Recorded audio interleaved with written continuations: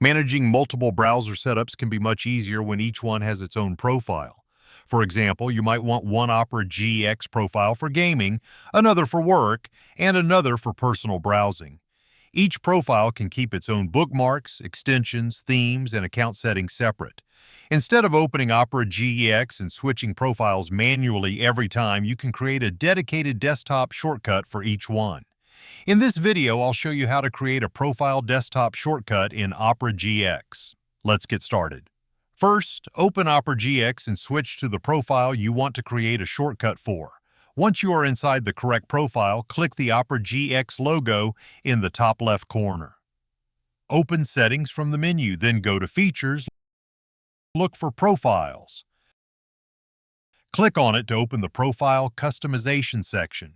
Here you can create new profiles and you can see your current profile information. Hover over the profile you want the desktop shortcut for. Click on the three dots, then click Create Shortcuts. After creating the shortcut, you can launch Opera GX directly into that specific profile by clicking the new desktop icon. This is especially useful if your profiles have completely different purposes, such as separate extensions, bookmarks, browsing history, or accounts. If you ever want to remove the shortcut, simply delete the desktop icon. Keep in mind that removing the shortcut only removes the Quick Access button. Your Opera GX profile and all of its data will remain untouched. There is another way. Click on the icon in the top left, then Profiles, then Manage. And here you can create the shortcut the same way I showed you before. You've successfully created a desktop shortcut for an Opera GX profile.